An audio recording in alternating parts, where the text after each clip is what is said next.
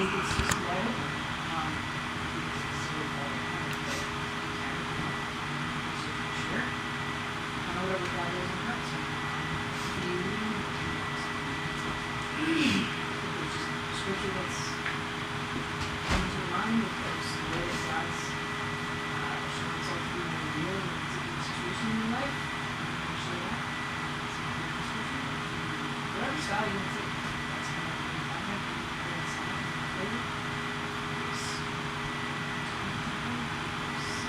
Different activities to bring to us. Yeah, sky's the limit. Let's just tell God who's you.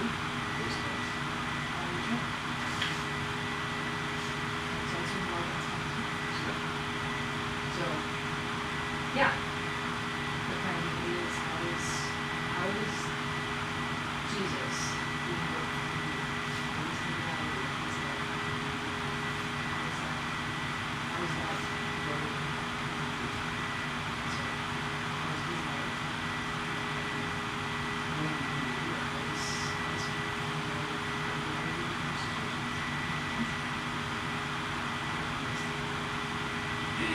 so, yeah. So yesterday, I had some chapters here. Motivation challenge. This is something that I got a little more understanding of. Is just we went through the process, and so that was something that I wanted to go through and that's kind of so I found the decision that I had was this transcription. I was like, ooh, I want to do a transcription there. And I was just thinking about it, like, why wouldn't I do this? And what I discovered is that making decisions by myself is already like how much of that would come to be as well. Because I think that's a big key about what you actually have to do is the ability to say, what would you think of this? You get perspective on it. And if someone can give you the perspective on it, you go, oh, I didn't know that, I can see that. Well, that's cool, that's helpful, thank you. And that is your iron sharpening iron dynamic. So I'm sure there's a lot more that you can say about that. However, I made a decision yesterday. We got right up to like half an hour before. Now I'm not going to tell you what the decision is yet. Alright? But we made a decision. Alright? That's the big key here. So you want to put your votes in on which way you went. The decision was to take transcription first or not. Yesterday, the exciting point of it was that it was fantastically discounted by 50%, right? 50% off, so it's kind of Transcribing is anything verbal that's related to words. Words? Even notes. Things that script. so maybe like quote transcribing and quote stuff.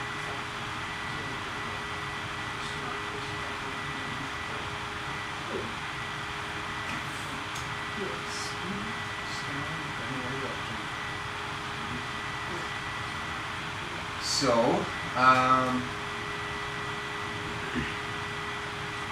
yeah, so we weighed like the pros and cons. Like it's obviously good, obviously bad.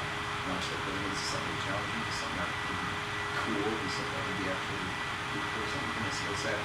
But it definitely doesn't feel like something that is, yeah, this is my life dream, you know? so what do you do, right? Because you sit there, why would I do this? And it's just like, well, there's skill involved. So, the cons to it were kind of the big things that were sort of going, this is the only thing that we're going back, and it's just the time that it takes to do it. And then the distraction from other things. Yeah, we do that. And I was like, interesting. How does that fit inside my lifestyle right now? And I personally believe that God is most present in the lifestyle we have. This is part of what teaching me inside. So I see things a lot more spiritually than most people do, and I didn't actually know this until recently. So that is a fantastic thing to discover. But what I ended up realizing was that this is the key part that I want to share in most of these. I ended up realizing that I move on from things that I go, yeah, that's cool, that's fun, done. Yeah, that's cool, that's fun, done. And I just decided, and I recognize that this is a little more than one thing. A little more of a, oh, is this going to be with me? So, I had to take a little bit of a step back and like think about it. Like, is this something that I want to impulse, or is this something that I don't want to impulse? Impulse is like, you do this, okay! Like, you know, sure. Snap decision. Instead of actually taking time to contemplate and whatnot. And the opportunity was to just kind of get this thing and get the deal on it. And be like, cool, I got that in my pocket. I want to use it. Or there's an opportunity to say, you know, is this something that I really want to do? Is this actually something I want to do? And how is this being beneficial? But, again, speaking from the spiritual side, is this something that I can get value to? That's part of it. Now, when I got on a motorcycle, that was very much an impulse buy. Very much like, yeah, we're going to do the training. But I've been thinking about it for so long. And it was like, oh wow. I just never really had groundwork. It was like, boom, you can do it, boom. Yeah. However, the motorcycle doesn't get back into me. It's not like it's a main work. It's just that it's a part of my life now. It's part of how I can identify with that. So,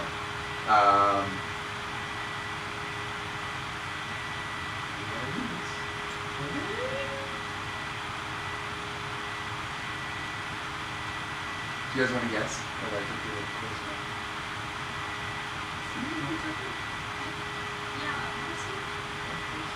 Let's say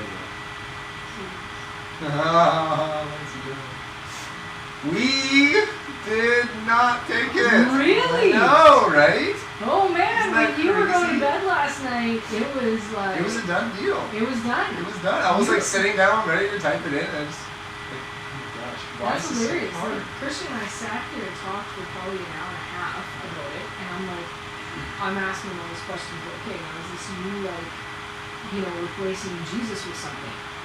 And, you know, so Which he's is pondering- impossible, but But he's pondering this, like, is this something I'm doing with Jesus or without? You know, is mostly what we're talking about. Are you chasing this with Jesus or without? And then finally, at the end of the whole thing, you know, finally at the end of it, Caitlin was just like, okay, all thoughts aside, knee-jerk reaction, yes or no? And he goes, yes!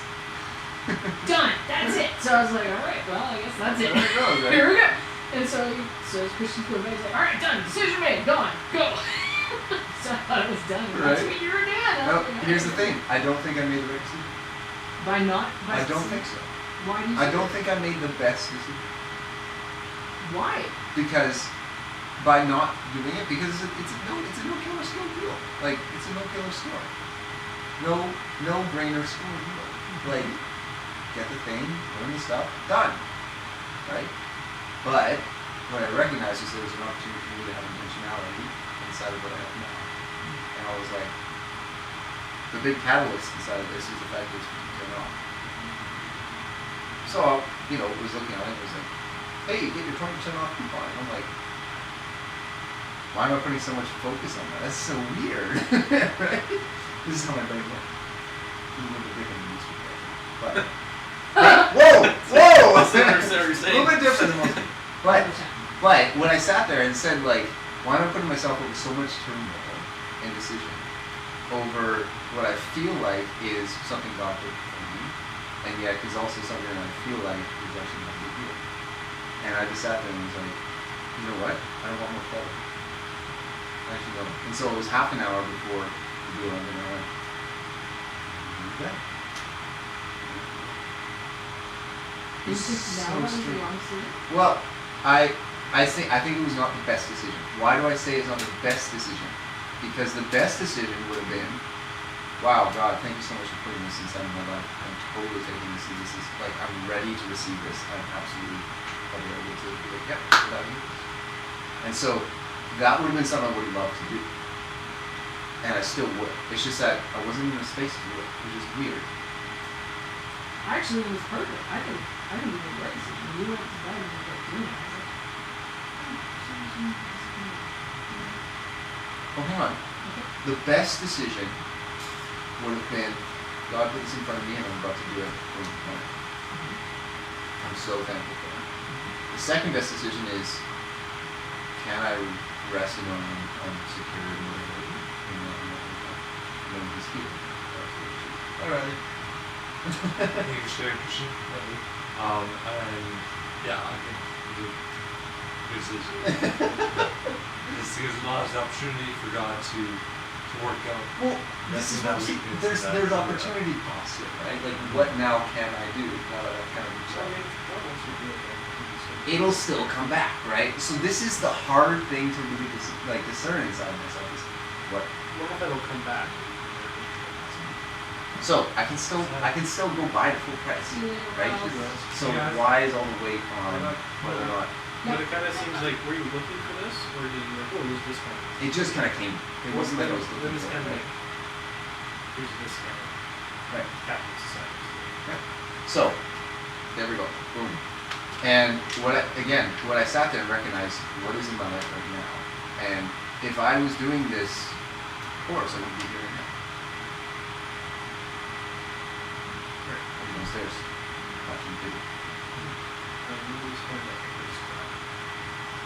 Yeah, right.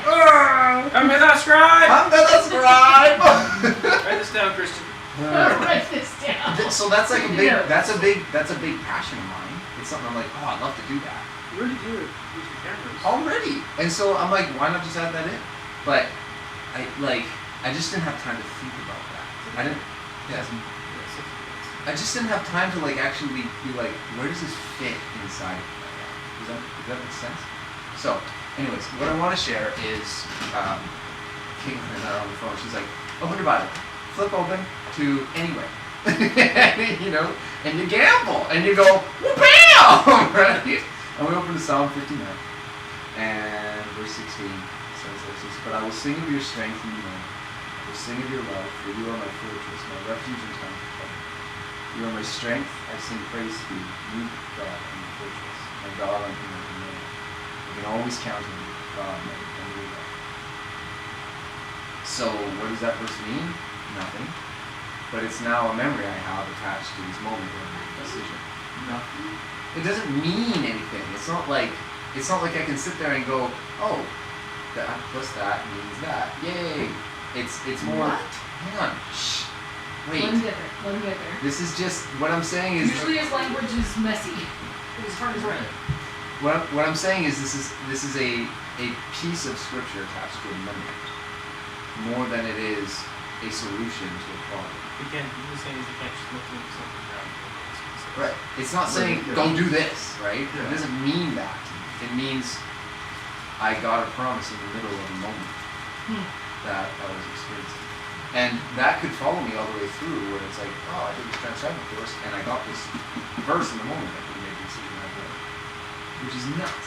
So but I love it. I love you said that you got a promise in the middle of the night. That's how it happens. And so Psalm 59, the very end of it.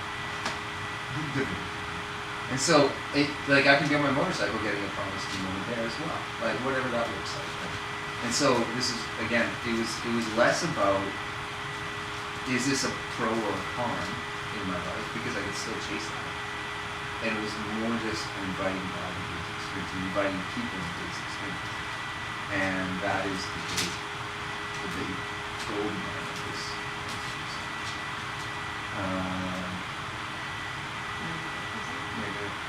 That was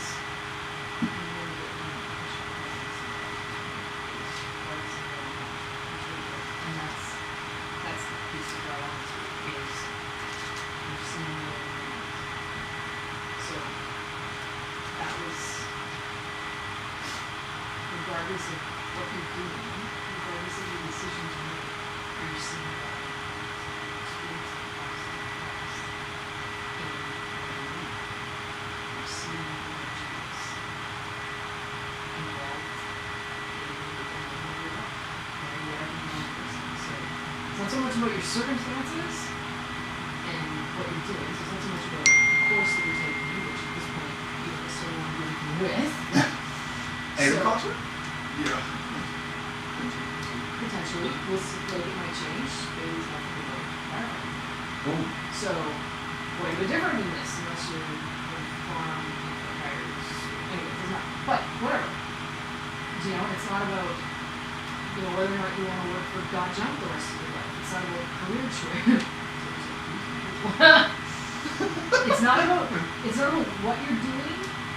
It's about are you knowing God in what you're doing. Oh, you know what we like to say? It ain't what you do, it's the way that you do it. The old adage to Shim Sham and swim. There you go. And so that is so funny because I'm sitting there going, it's not about what you do, it's about how you do it. That's in the song. And it's like, wow, everyone dances to that. And they don't realize like what this can mean to somebody. That's true. I love it. Anyways, what we're going to do is we're going to go over to 1 Kings 18. We're going near the finish of it. However, they're in drought. The drought was now in its third year. Hold on. You Take don't need that to horse read it. I gotta get there. I wanna have my. First Kings what? 1 Kings 18. 1 Kings 18. So there's a drought, and they're in the third year. And he says, go to Ahab, I'm about to make it rain on the country. And Elijah goes to Ahab. Now, we're at verse 41. And they just finished massacring all the prophets. Boom. Because of winners. So, here we go. Right. No, they're winners, that's why.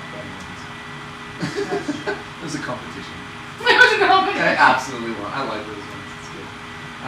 Elijah said to Ahab, go eat and drink, for there is the sound of a heavy rain. So Ahab went off to eat and drink, and Elijah climbed up to the place to the top of the mountain, bent down on the ground and put his face between his knees. He said, Father, goodbye. Go and look toward the sea, he told his servant, and he went up and he looked.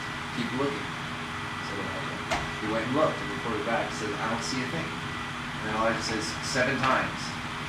He says, 7 times Elijah said, go back and take a look. So the 7th time, the servant reported back. A cloud as small as a man's hand was rising from the sea.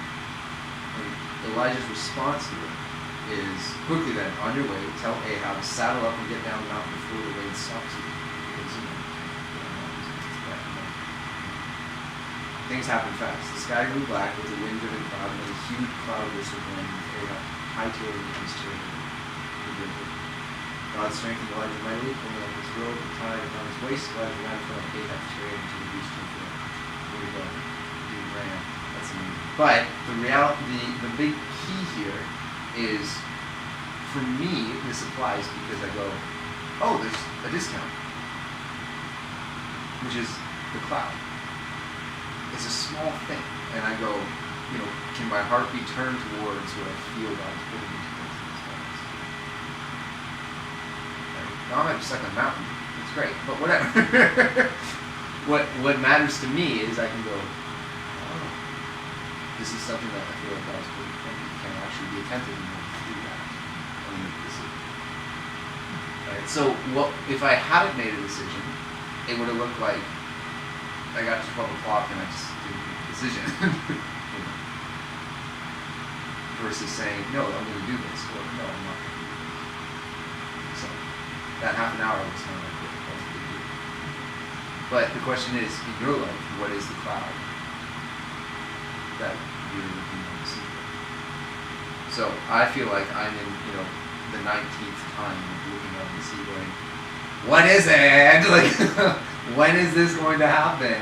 And that what is this for me is like, when do I get to really step into the thing that I feel is going to be like my mantra, and go to thing, and it might never happen, but it might look repeated. But when I sat there and said, if it takes however many times, how many times are you willing to go back and take a look? Even though you're like, it hasn't rained for 3 years. Why am I expecting rain? And he says, there's a cloud. There's a thunderstorm, it's supposed to be a cloud. And so those moments where you sit there and you realize, wow, that is what I'm looking for. That's what's valuable to me. So, again, I'm sitting here going, I wish I had the space to actually take back my life. But I don't. To take that choice. Absolutely.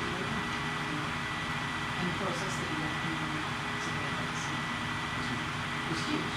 And that's the thing, it was this kind of wrestling as like the Lord. You didn't make a decision based on the cushion you had. You sat and made a decision based on all these factors you were and everything like that.